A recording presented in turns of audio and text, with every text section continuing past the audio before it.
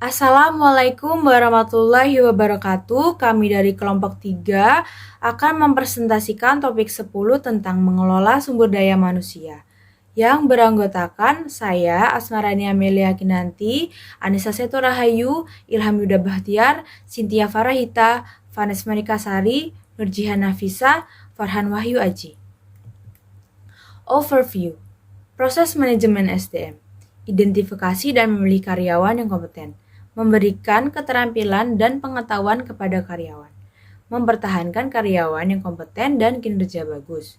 Isu masa kini dari mengelola HR, Human Research. Mengapa manajemen SDM penting? 1. Sebagai salah satu sumber kompetitif. Maksudnya adalah HRD fokus ke karyawan untuk menciptakan lingkungan kerja yang solid. Yang kedua, alat strategis. Membina hubungan yang baik dengan atau antar karyawan. Yang ketiga, meningkatkan kinerja. Karyawan yang memiliki kinerja bagus akan berpengaruh kepada kinerja perusahaan. Proses manajemen SDM. Fungsi proses manajemen SDM adalah memastikan perusahaan memperoleh calon karyawan yang berkompeten yang nantinya dibekali pengetahuan dan skill yang dibutuhkan untuk menyelesaikan pekerjaan. Mengelola SDM. Perencanaan SDM. HRD harus dapat memastikan jumlah dan jenis karyawan yang dapat bekerja dengan efektif dan efisien. Kemudian langkah perencanaan SDM ada menilai kondisi SDM dan memenuhi kebutuhan SDM di masa mendatang. Menilai kapasitas SDM perusahaan. HRD harus memaparkan ketersediaan dan kapasitas karyawan dalam bentuk data atau analisis karyawan dalam bentuk nilai, sikap, dan keterampilan. Dan HRD juga harus memenuhi keterampilan karyawan agar dapat menyelesaikan pekerjaan selanjutnya. Memenuhi kebutuhan SDM di masa depan, menyeimbangkan antara supply dan demand karyawan. Faktor-faktor yang mempengaruhi saving. 1. Tujuan strategis. 2. Menganalisis permintaan produk. 3. Ketersediaan pengetahuan, skill, dan kemampuan karyawan. Rekrutmen dan direkrutmen. Rekrutmen merupakan proses pencarian karyawan yang berkualitas untuk perusahaan. Direkrutmen merupakan proses pengurangan SDM agar perusahaan berjalan lebih efektif dan efisien. Rekrutmen online merupakan rekrutmen karyawan melalui website perusahaan.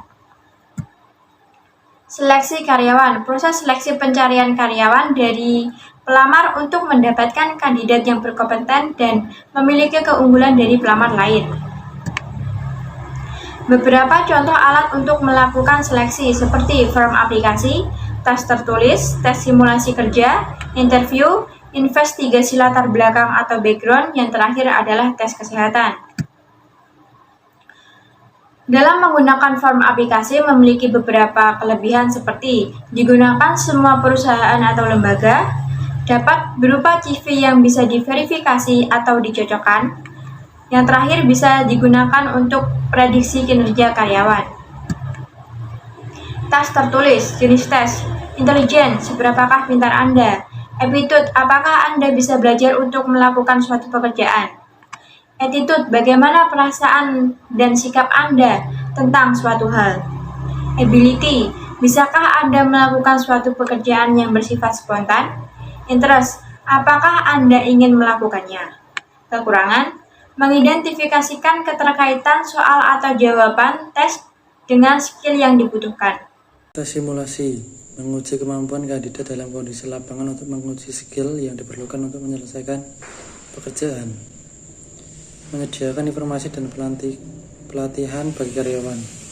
Orientasi, memperkenalkan lingkungan organisasi sehingga karyawan dapat mendapatkan informasi dan bantuan yang dibutuhkan. Cara beradaptasi di lingkungan pekerjaan yang baru.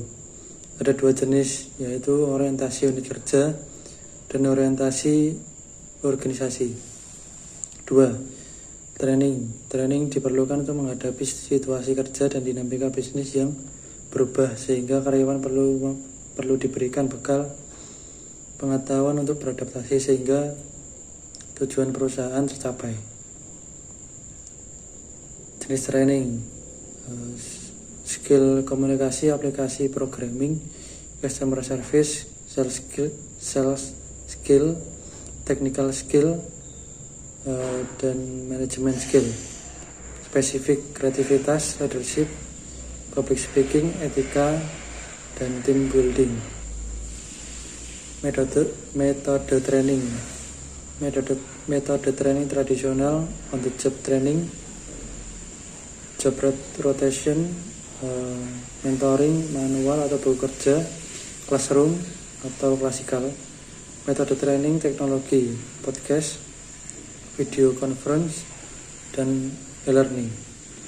Manajemen kerja karyawan.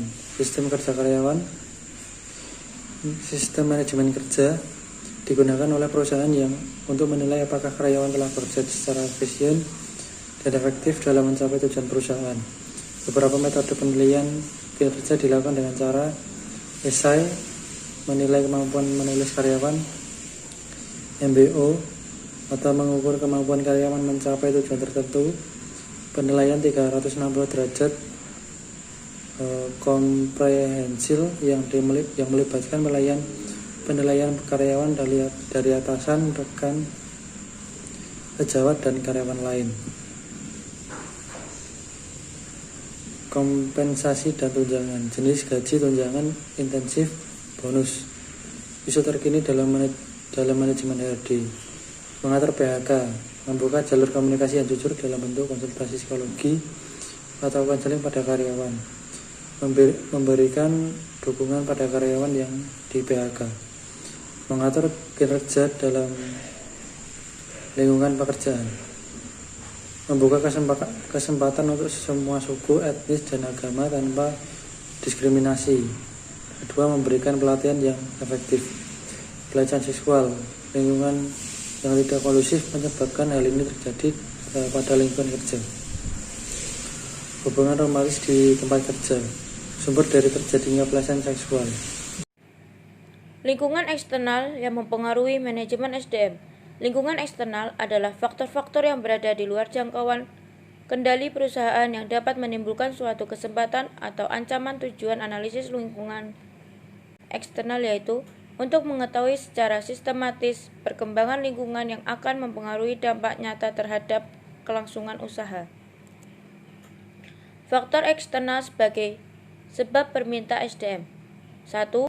Faktor ekonomi nasional dan internasional atau global. 2. Faktor sosial, politik, dan hukum. 3. Faktor teknologi. 4. Faktor pasar tenaga kerja dan pesaing. Lingkungan eksternal dibagi menjadi 3 bagian yaitu 1.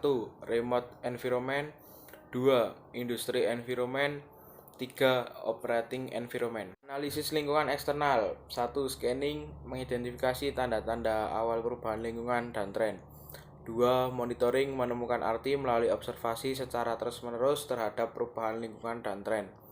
3. Forecasting, membuat proyeksi pikiran hasil berdasarkan perubahan dan tren yang dimonitor.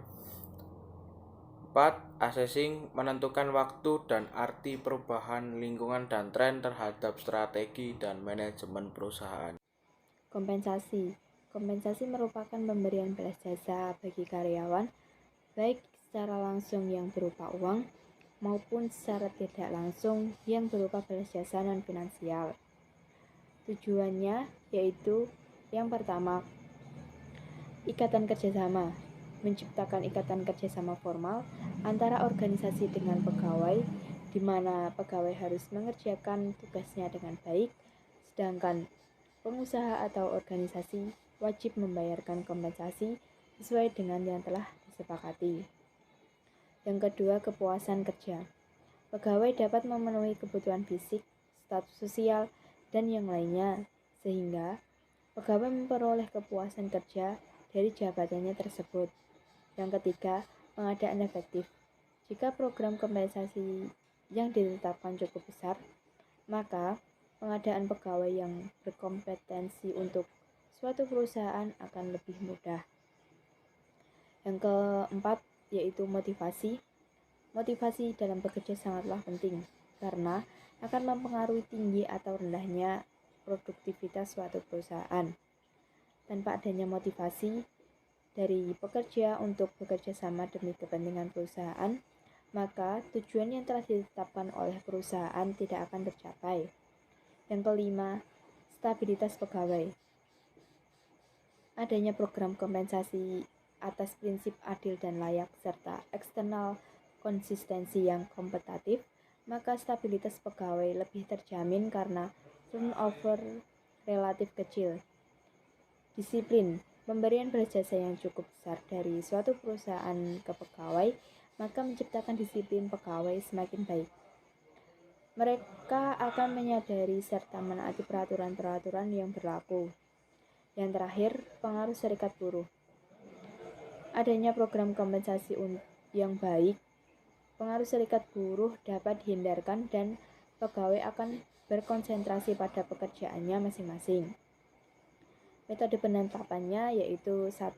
Standar gaji yang berlaku umum.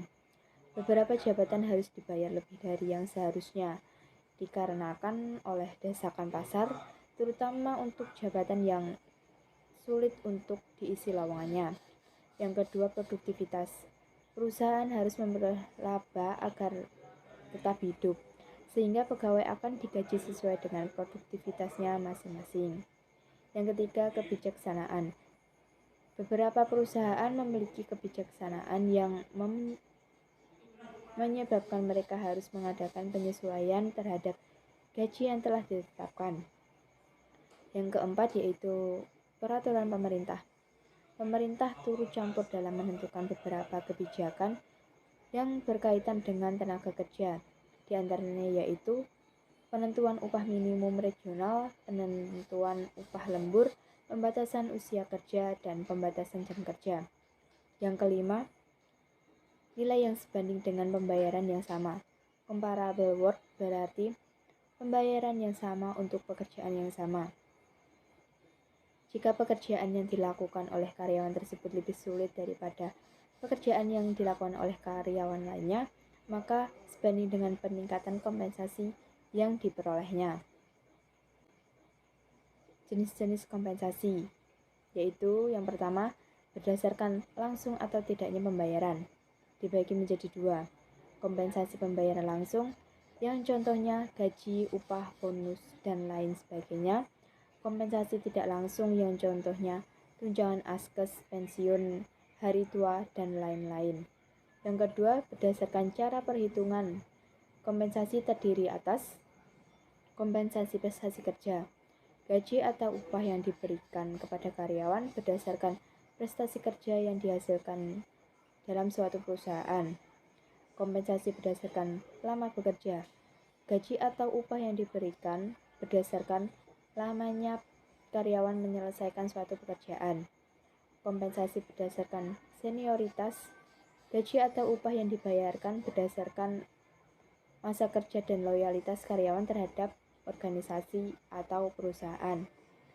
Kompensasi berdasarkan kebutuhan yaitu gaji atau upah yang diberikan sesuai dengan kebutuhan hidup layak dari karyawan. Faktor yang mempengaruhi kompensasi dan tunjangan yaitu ada 3. Job or industry based pay system, skill based pay system, variable pay system.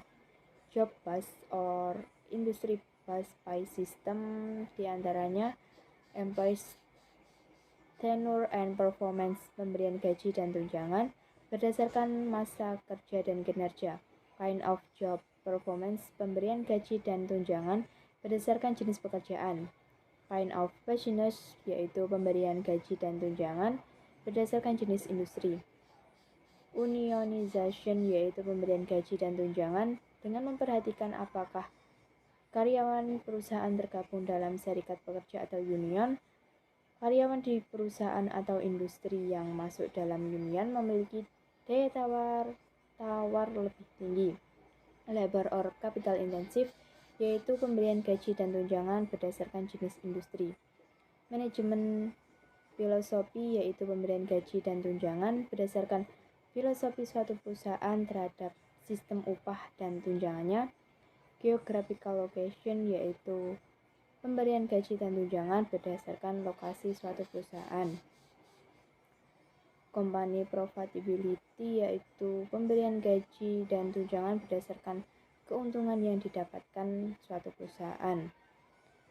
Size of company yaitu pemberian gaji dan tunjangan berdasarkan ukuran suatu perusahaan. Umumnya semakin besar suatu perusahaan, maka semakin beragam insentif dan bonus yang diberikan. Skill based pay system memberikan gaji dan tunjangan berdasarkan skill yang dimiliki oleh karyawan. Pada perusahaan dengan sistem penggajian ini tidak memperhatikan jenjang atau jabatan atau titel. Variable pay system yaitu perusahaan yang memberikan gaji dan tunjangan berdasarkan kinerja para karyawan. Jenis kompensasi menurut para ahli. Yang pertama, menurut Hartatik. A. Faktor pemerintah. Pemerintah menentukan standar gaji minimal, pajak penghasilan, penetapan bahan baku, dan ini sangat berpengaruh di perusahaan dalam memberikan kompensasi pegawai. Yang B. Penawaran bersama antara perusahaan dan pegawai. Terjadinya tawar-menawar perihal besarnya gaji yang diberikan perusahaan kepada pegawai. Biasanya terjadi di bidang tertentu yang sedang dibutuhkan perusahaan. Yang C. Standar biaya hidup pegawai. Disebabkan oleh kebutuhan dasar pegawai harus terpenuhi secara layak agar menciptakan rasa aman dan termotivasi bekerja supaya lebih baik dan dapat menciptakan goals perusahaan. Yang D. Ukuran perbandingan upah. Dipengaruhi oleh besar kecilnya perusahaan dalam melakukan kegiatan usaha pada tingkat pendidikan pegawai dan masa kerja pegawai di perusahaan. Yang E. Permintaan dan persediaan, yaitu kondisi pasar perlu dijadikan bahan pertimbangan untuk menentukan tingkat upah pegawai. Yang F. Ada kemampuan membayar. Jangan sampai menentukan kebijakan kompensasi di luar kemampuan perusahaan dalam membayar. Yang selanjutnya menurut Sutrisno. A. Tingkat biaya hidup, yaitu tingkat kompensasi yang dapat memenuhi kebutuhan fisik minimum. Yang B. Tingkat kompensasi yang berlaku, yaitu standar kompensasi yang diberikan perusahaan lain kepada karyawan yang sesuai pada komposisi kerja. Yang C. Tingkat kemampuan perusahaan. Bila kemampuan perusahaan tinggi, maka kompensasi yang diberikan juga tinggi. Yang D. Jenis pekerjaan dan besar kecilnya tanggung jawab. Semakin sulit tanggung jawab dan pekerjaan, maka akan semakin besar pula kompensasi yang diberikan dari perusahaan. Yang E. Peraturan perundang-undangan. Kompensasi yang diberikan harus dapat memenuhi fisik minimum para karyawan dengan kebijakan yang sudah ditentukan pemerintah pusat. Yang F. Peran serikat buruh, yaitu sebagai perantara untuk kepentingan karyawan dengan perusahaan untuk mencari solusi apabila terjadi konflik kedua pihak. Maka hal ini dapat membantu memberikan masukan kepada perusahaan di masa mendatang. Selanjutnya ada tunjangan. Fungsi tunjangan kinerja menurut Wirawan. Yang pertama, untuk mempertahankan dan mengembangkan budaya organisasi dengan merekrut dan mempertahankan retensi karyawan dengan kompensasi tinggi. Yang dua, strategi perusahaan untuk mencapai tujuan perusahaan secara efisien dengan skema yang disusun berdasarkan tujuan kinerja. Yang ketiga, menciptakan sistem manajemen SDM dengan sistem imbalan intrinsik dan ekstrinsik yang meningkatkan motivasi kerja pegawai. Yang empat, kompensasi juga berkaitan dengan manajemen kinerja yang mengontrol, mengembangkan, dan mempertahankan kinerja tinggi karyawan. Contoh-contoh program tunjangan, yaitu ada asuransi kesehatan, pensiun, transportasi, hari raya.